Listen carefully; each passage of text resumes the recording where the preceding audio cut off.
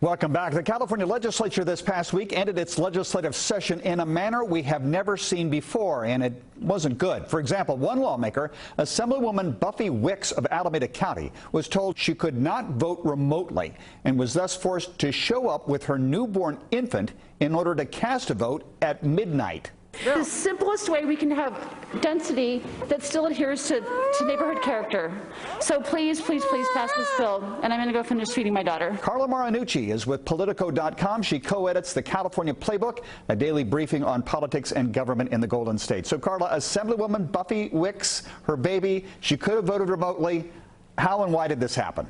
I mean, Conan, this was kind of a revolution with a baby in a blanket. This came about because Speaker Anthony Rendon held a hard line on legislators who could vote by proxy, and he basically mandated, even though she had just given birth, she was not at risk enough to vote by proxy. And this has created a firestorm. Buffy Wicks got international attention over this.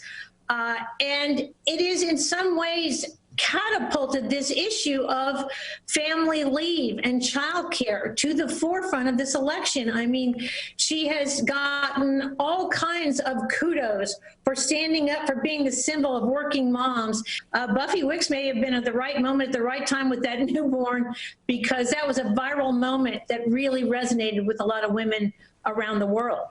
And this was sort of emblematic of the entire end of the session. Some bills failed because they ran out of time. There was discord over who could be there in person and who didn't. The Democratic Assembly Speaker and the Democratic Senate leader were upset at each other. There was a lot of disappointment.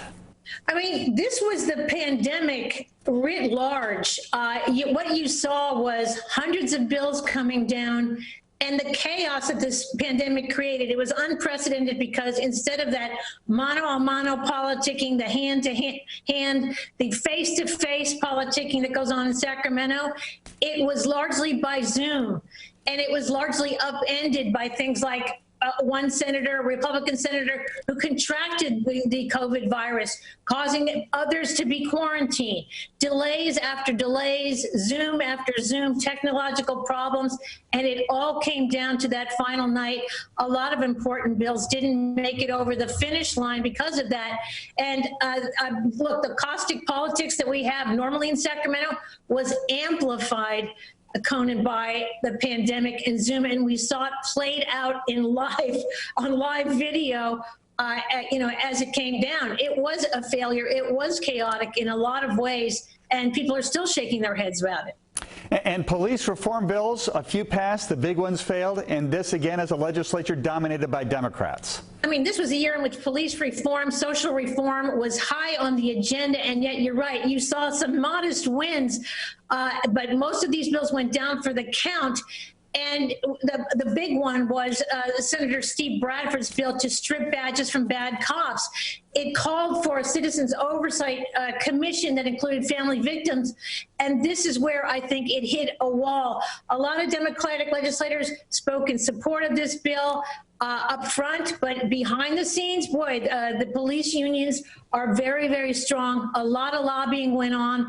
And in fact, there's some suggestion that the bill was delayed. It didn't make it over the finish line because a lot of legislators just didn't want to put their vote out there publicly on it.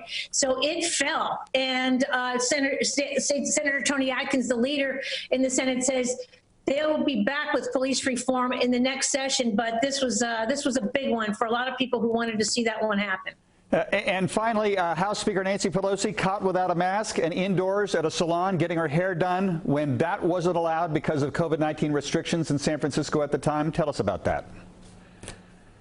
Yeah, I think so. I mean, this was the blow dry heard around the world. I mean, it's like, it was a big story, but I think it kind of big-footed what is the real big story on this, which is 186,000 deaths, 6 million cases nationwide. Pelosi absolutely handed ammunition to Republicans. They are fundraising off that event where she had a private service in a salon.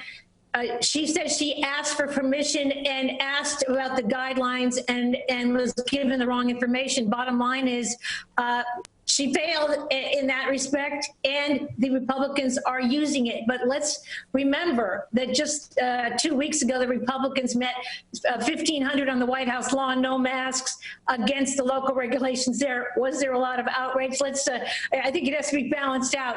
Every week there's some of these events. The bottom line is those numbers on the COVID outbreak. That's the big story here that's being distracted from, I think. True, but Republicans at the White House are upfront about their belief that masks aren't needed outside. They say that's not the hypocrisy. Carla Marinucci of Politico, how do people get your daily newsletter, the California Playbook? Yeah, just Google Politico California Playbook. We get it in your inbox daily. Thanks, Conan. I really appreciate it. Thank you, Carla.